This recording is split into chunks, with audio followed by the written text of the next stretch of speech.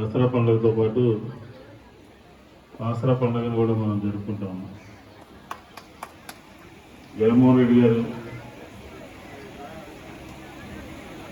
మొన్న 7వ తారీఖున ప్రారంభిస్తూ పార్టీ యంత్రాంగం కానీ ప్రభుత్వ యంత్రాంగం కానీ ఒక 2 రోజులు మాత్రమే 3 రోజులు మాత్రమే సెలవు ఇచ్చి మిగతా అన్ని రోజులు కూడా ఆసరా పండుగ చేయండి అని చెప్పారు.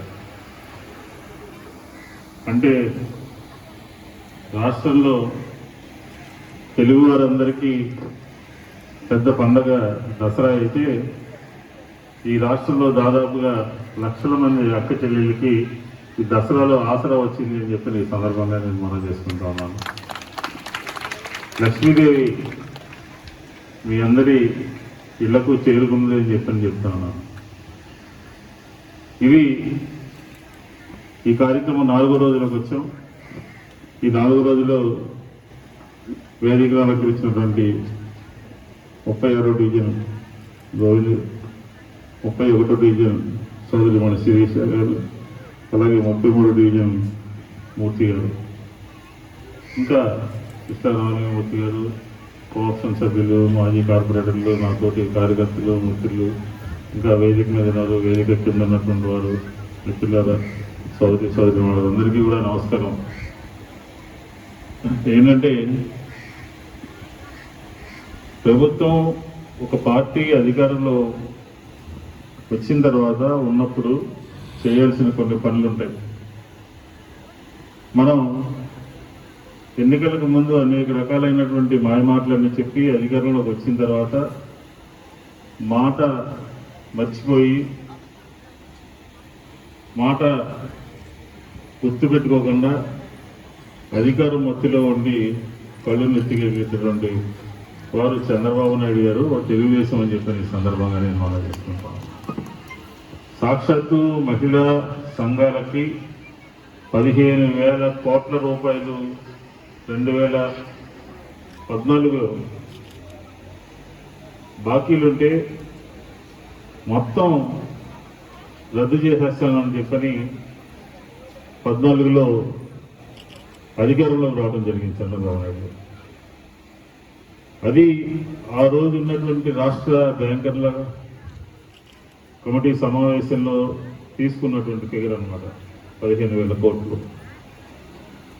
ఆఖరికి 5 సంవత్సరాల్లో 3,000 కోట్ల రూపాయలు కూడా ఇవ్వకుండా ఎన్నికలకు వెళ్తాము అని అంటే ఏదో పసుపు కుంకుమ పేరు మీద ఆ చివరి కొద్ది రోజులు వేయడం జరిగింది. అది కూడా అరకొరగానే చేశారు. ఈ చంద్రబాబు నాయుడు గారి యొక్క తెలుగుదేశం యొక్క పరిపాలన మూలంగా అసలు ఈ డ్వాక్రా సంఘాలు గ్రూపులు అంతా కూడా అస్తవ్యస్తం అయిపోయింది.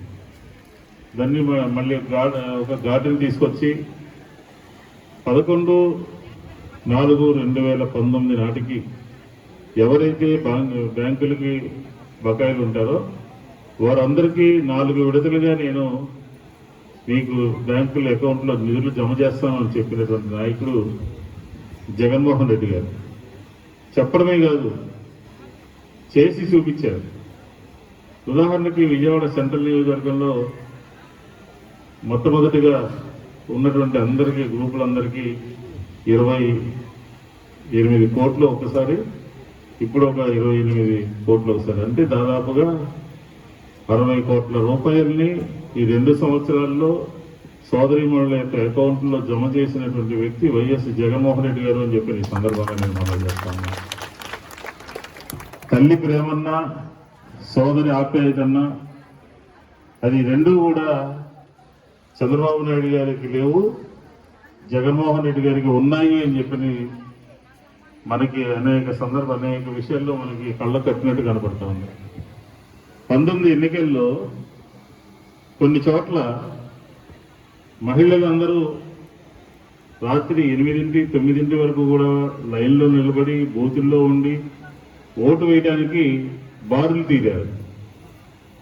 బారులు తీరితే ఆ సందర్భంలో చంద్రబాబు నాయుడు గారి దగ్గరికి మీడియా అంతా వెళ్తే తెలుగుదేశం అంటే మహిళలు అంటే తెలుగుదేశం, ఆ లైన్లో ఉన్నటువంటి వాళ్ళని బట్టి పరిస్థితి అర్థమవుతుంది, మనం అధికారంలో రాకపోతున్నామని ఆయన మాట్లాడారు ఆ రోజు. తీరా బాక్సులు బదులైతే తెలిసింది ఏంటంటే 151-23. మహిళల యొక్క ప్రేమ, తల్లుల యొక్క ప్రేమ, సోదరిమణుల యొక్క ఆప్యాయత కాబట్టింది జగన్మోహన్ రెడ్డి గారి మీద, ఆ వైఎస్ఆర్ కాంగ్రెస్ పార్టీ మీద అని చెప్పి ఈ సందర్భంగా నేను మనం చేసుకుంటున్నాను. ఆ మాటకి కట్టుబడి ఇప్పటి వరకు ఏ రాష్ట్రంలోనూ జరగనటువంటి మహిళా సాధికారతతో పాటు పేదరిక నిర్మూలన, నవశకం పేరు మీద జగన్మోహన్ రెడ్డి గారు అధికారంలోకి వచ్చిన తర్వాత నవశకం పేరు మీద అన్ని విషయాల్లోనూ సమూలమైనటువంటి మార్పులు తీసుకొస్తుంది. పెన్షన్ విధానంలో మార్పు తీసుకొచ్చారు, రేషన్ విధానంలో మార్పు తీసుకొచ్చారు, ఈరోజు డాక్వా సంఘాలకు సంబంధించిన దాంట్లో మార్పు తీసుకొచ్చారు, ఇళ్లకు సంబంధించినటువంటి దాంట్లో కొత్త ఆలోచనలు చేసి మార్పులు తీసుకొచ్చారు. ఒకటి కాదు, సమూలంగా పరిపాలనలో గ్రామ సచివాలయాలు తీసుకొచ్చి ప్రతి 50 మందికి ఒక వాలంటీర్లు పెట్టారు, ప్రతి 1000 మందికి ఒక సచివాలయం తీసుకొచ్చారు. పరిపాలన అంటే ఒకే చోట కేంద్రీకరించడం కాదు, పరిపాలన అంటే వికేంద్రీకరణ. ప్రజల యొక్క గుమ్మం వద్దకే ఈ రాష్ట్ర ముఖ్యమంత్రి జగన్మోహన్ రెడ్డి గారి పరిపాలన చేరువు కావాలి అని చెప్పి ఒక కన్న కళల్ని పాదయాత్రలో అదంతా ఈ 2.5 సంవత్సరాల్లో నిజం చేసినటువంటి వ్యక్తి, పరిపాలన దక్షుడు వైఎస్ జగన్మోహన్ రెడ్డి గారు అని చెప్పి ఈ సందర్భంగా నేను అనిపిస్తుంటాను. మీరు ఏదైనా తీసుకోండి, ఏదైనా సరే మా ప్రభుత్వ సంక్షేమ కార్యక్రమాల్లో శాచ్యురేషన్ విధానం అనేది ఉంటుంది. వాళ్ళకి ఇవ్వాలి, వీళ్ళకి ఇవ్వాలి, ఆ కులానికి ఇవ్వాలి, ఈ కులానికి ఇవ్వాలి, ఆ పార్టీకి ఇవ్వద్దు, ఈ పార్టీకి ఇవ్వద్దు అనే విధానం వైఎస్ఆర్ కాంగ్రెస్ పార్టీలో లేనే లేదు. ఎవరికైనా సరే జగన్ గారి ప్రభుత్వం యొక్క విధానం ఏంటంటే పేదరిక నిర్మూలన, ఆర్థిక స్వావలంబన కలగాలి, మహిళలకి అగ్రభాగాన ప్రభుత్వం చేయూతనివ్వాలి అని చెప్పనేది ఒక ప్రధానమైనటువంటి సిద్ధాంతంతో పనిచేస్తున్నటువంటి వ్యక్తి జగన్మోహన్ రెడ్డి గారు. దాన్ని చూసి ఈ రాష్ట్రంలో ఉన్నటువంటి రాజకీయ పార్టీలు, ఒక పక్క చంద్రబాబు నాయుడు గారు, ఒక పక్క పవన్ కళ్యాణ్ గారు, ఇద్దరూ కూడా ఈ రాష్ట్రం ఆర్థికంగా దివాలా తీసిందని చెప్పని కంగారు పడిపోతూ ఉన్నారు. 2,40,000 కోట్ల రూపాయల అప్పుతో చంద్రబాబు నాయుడు గారు ఈ రాష్ట్రాన్ని జగన్మోహన్ రెడ్డి గారికి అప్పచెప్పారు. 2,40,000 కోట్ల రూపాయలు ఏ కార్యక్రమాలకి ఖర్చు పెట్టారో వాళ్ళు అడిగితే చెప్పలేనటువంటి పరిస్థితి. రెయిన్ గన్లని, జపాన్ పర్యటనలని, ఒకటి కాదు, లేదా విశాఖపట్నంలో కొంతమంది పారిశ్రామికవేత్తల సమావేశం అని పెట్టి సూటు బూటు వేసుకొచ్చి ఆఖరికి హెరిటేజ్ సంబంధించినటువంటి దాంట్లో నీళ్లు కొనడానికి 16 కోట్ల రూపాయలు ఖర్చు పెట్టారంటే, లేదంటే పోలవరం చూడటానికి బస్సులు పెట్టి 1,140 కోట్ల రూపాయలు ఖర్చు పెట్టారు అని అంటే, తిరుపతిలో డబ్బులు తిరుపతి దేవస్థానానికి సంబంధించినటువంటి నిధులు ఢిల్లీలో రైళ్లు వేసుకెళ్లి భోజనాలు చేశారంటే అదే ప్రజల యొక్క సంక్షేమము? లేదా అధికారంలోకి వచ్చినటువంటి కొద్ది మాసాల్లోనే ఒకరు కలుసుకోకుండా పేదరికంలో ఉంటూ తినటానికి సరైనటువంటి మార్గాలు లేక,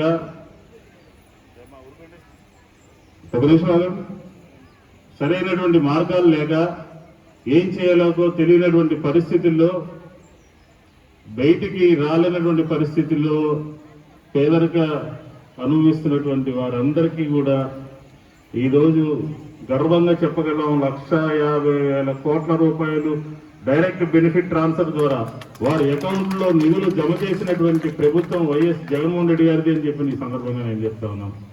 ముఖ్యమంత్రి గారు ఎప్పుడు జపాన్ వెళ్ళా, ముఖ్యమంత్రి గారు ఎప్పుడు సింగపూర్ వెళ్ళా, ప్రత్యేక విమానాలకు డబ్బులు ఖర్చు పెట్టలా.